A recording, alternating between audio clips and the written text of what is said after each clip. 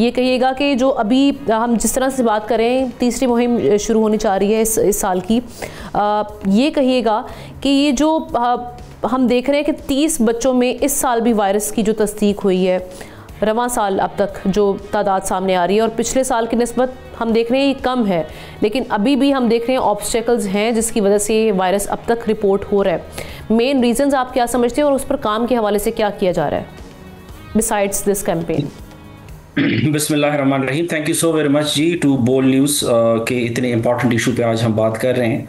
आपने बिल्कुल सही फरमाया कि अभी 30 तक हम पहुंच चुके हैं, लेकिन हमने zero, anything above zero is not acceptable for eradication. आपको पता होगा कि एराडिकेशन का मतलब ये है कि इस बीमारी को कुरार से का खात्मा जो है दैट इज़ एराडिकेशन। सो एक केस भी जो है बहुत ज़्यादा है, 30 तो फिर भी एक बहुत बड़ा नंबर है। लेकिन इसमें अगर आप तवज्जो इस तरफ दिलाऊं कि इसमें से 19 केसेस हमारे पास खैबर पख्तूनख्वा में हैं, जिसमें से 16 केसेस साउथ खैबर पख्तूनख्वा हैं जहां पे हमारे सिक्योरिटी चैलेंजेस हैं, एक्सेस चैलेंजेस हैं।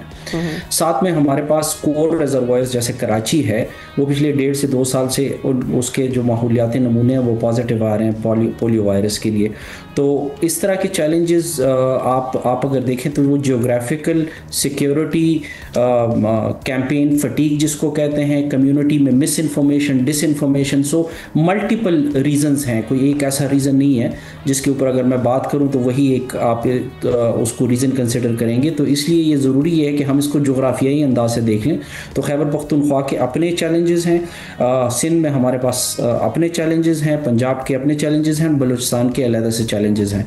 तो प्रोग्राम जो है वो इसलिए इंडिविजुअली सारे सूबों में हमारे प्रोविंशियल EOCs कायम हैं, इमरजेंसी ऑपरेशन सेंटर्स, जो डायरेक्टली प्रोविंशियल ऑफिस के अंडर काम करते हैं और इसलिए वो अपने चैलेंजेस को उसी तरह से एड्रेस कर रहे हैं। लाइक जिस तरह आपने कहा जो 19 केसेस जो साउथ खैबर पख्तूनख्वा में, हम इसको कम्युनिटी के थ्रू हल करने की कोशिश करें। हम चाह रहे हैं कि कम्युनिटी इन्फ्लुएंसर्स के थ्रू हम घरों तक पहुंचे ताकि कम्युनिटी में मिस इन्फॉर्मेशन, डिसइंफॉर्मेशन या जो सिक्योरिटी की वजह से एक्सेस है वो नहीं हो रही, तो उसकी वजह से हम वो इन्फ्लुएंसर्स के थ्रू हम उन घरों तक पहुंच सकें। इसी तरह कराची में हम कम्युनिटी के साथ बैठ के उनकी मिस इन्फॉर्मेशन को डील कर रहे हैं। बलूचिस्तान में जोग्राफियाई हकीकतों को देख के हम वहाँ पे रैशनलाइजेशन ऑफ रिसोर्सेज के थ्रू वहाँ पे ज़्यादा टीम्स भेजते हैं, कोशिश करते हैं कि ख़वातीन वहाँ पे हों ताकि वो घरों के अंदर पहुँच सकें।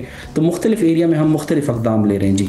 बिल्कुल। अच्छा, ये कहिएगा कि जैसे आप कह रहे हैं कि मुख्तलिफ एरियाज़ को देखते हुए उस तरीके से कैंपेन्स डिज़ाइन की जा रही हैं, एक तो ये जो लास्ट कैंपेन इस साल की होने जा रही है, इसके हवाले से बताइएगा, इसका दौरानिया कितना रहेगा, क्या टाइमलाइन सेट की गई है, और साथ ही साथ ये कहिएगा जैसे कि अगर हम वैक्सीनेटर्स की प्रोटेक्शन के हवाले से भी बात करें और उनकी साथ ही साथ तरबियत के हवाले से भी बात करें, उस सिलसिले में क्या नया किया जा रहा है? आज जैसे कि आपको पता है कि सबसे पहले आपके सवाल का पहले हिस्से का मैं जवाब दे दूं, आज तीसरा दिन है। नॉर्मली हमारी कैंपेन ओवरऑल पाकिस्तान 5 दिन होती है, कुछ एरियाज़ में 5 दिन से ज़्यादा हो जाती है बिकॉज हमें एक्सटेंडेड कैचअप्स करने पड़ते हैं। तो आज तीसरा दिन है कैंपेन का, 2 दिन और रहते हैं इसके। तो डेफिनेटली जिन वालिदैन अपने बच्चों को तक पोलियो की टीम उनके घरों तक नहीं पहुँच सकी या वो घर पर मौजूद नहीं थे, तो नियरेस्ट BHU से अपने बच्चों को वैक्सीन दे के उनकी सबसे पहले उनको तो महफूज बनाए। सेकेंडली जो आप कह रहे हैं प्रोटेक्शन के लिए, तो हमारे पास अल्हम्दुलिल्लाह इस वक्त बहुत बड़ी यूनिटी है among the whole government apparatus. इसमें कोई पॉलिटिकल डिवाइड नहीं है। एज अ नेशनल प्रोग्राम हम अंडर द प्राइम मिनिस्टर साहब his prime minister focal point, उनके अंडर हम काम करते हैं और हम इंश्योर करते हैं कि हमारी लॉ इन्फोर्सिंग एजेंसीज के साथ एक बहुत बड़ा लाइजॉन है। यहाँ पे हमारा अपना यहाँ पे सिक्योरिटी सेल है जो कि ये सारी चीज़ें मैनेज करता है।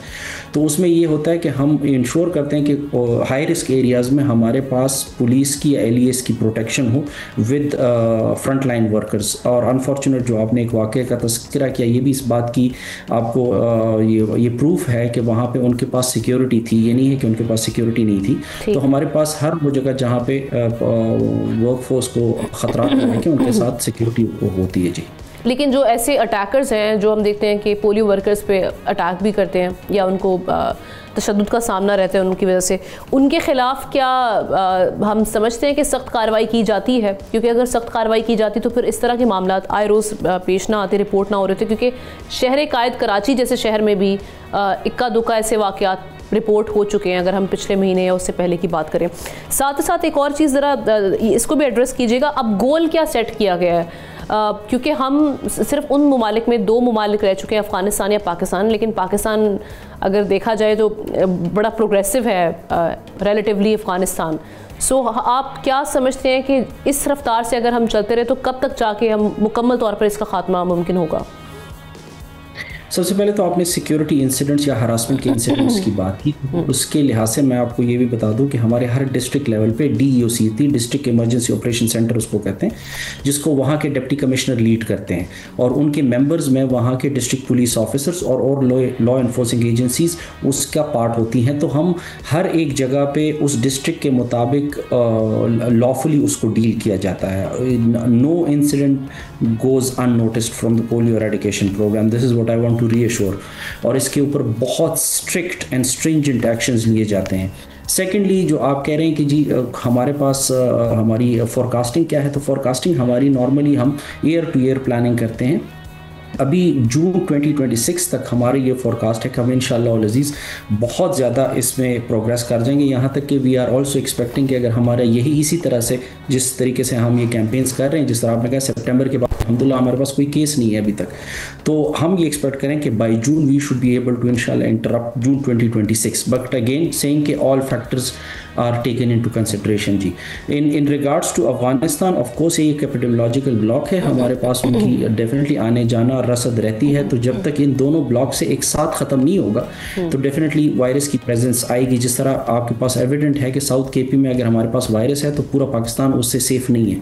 तो किसी भी कोने में अगर वायरस होगा तो वो डेफिनेटली पाकिस्तान तब तक सेफ नहीं हो सकता जी। सब्सक्राइब करें और बेल दबाएं ताकि कोई खबर रह न जाए।